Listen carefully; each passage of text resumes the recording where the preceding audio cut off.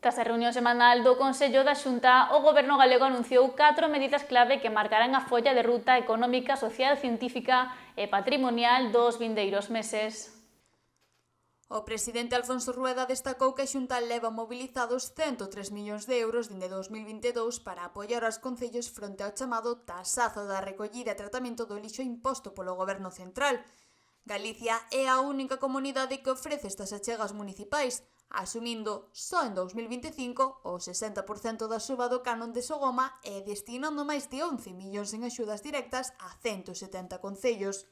A Xunta de Galicia, dende o primeiro momento, única comunidade no noso país, está axudando os concellos máis de 100 millóns de euros dende o ano 2022 para paliar o impacto deste tasazo e axudar os concellos de xeito que non teña que repercutir, polo menos de xeito tan directo e tan cuantioso, nos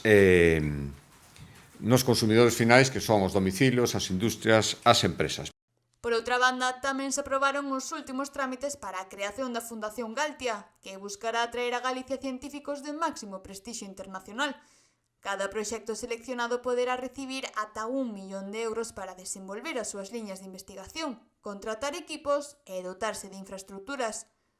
A Fundación contará cun investimento inicial de máis de 35 millóns ata 2030 e lanzará a súa primeira convocatoria no primeiro semestre de 2026.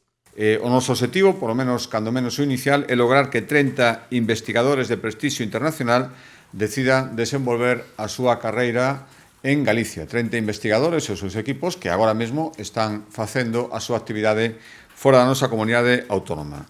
Hai un orzamento aportado pola Xunta de Galicia inicial que esperemos que se complemente con aportacións privadas de 35 millóns de euros para os primeiros 5 anos. E, de feito, no ano 2026, pois eu les decía que arrincas a súa andadura, hai 4 millóns de euros consignados para o primeiro ano de funcionamento desta Fundación Galtia.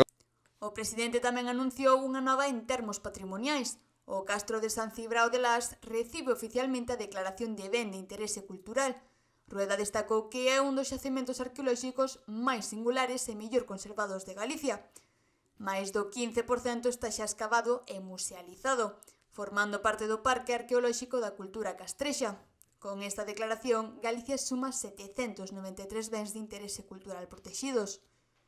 E por último, anunciouse unha nova convocatoria de axudas denominadas Oportunios, ao cal vai destinada a seguir apoiando os científicos galegos.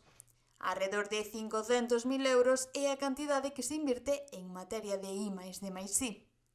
É a convocatoria de axudas, as chamadas axudas Oportunios, para seguir apoiando a científicos galegos que obteñen achegas, becas, axudas da máxima calificación. En este caso estamos falando das achegas das axudas que concede o Consello Europeo de Investigación, o ERC, son as máis prestixosas concedidas a nivel da Unión Europea, e o que facemos é complementalas con estas axudas que hoxe aprobamos no Consello da Xunta de Galicia, buscando, son persoas, equipos científicos da máxima categoría, por eso obteñen estas becas ERC, que sigan mantendo e permanecendo na súa actividade investigadora en Galicia. De aí veñen eses complementos, son 500.000 euros que irán destinados a 5 investigadores das universidades galegas. O Goberno galego asegura que estas medidas reforzan o crecemento, a innovación e a protección do patrimonio, marcando as liñas estratéxicas para o próximo ano.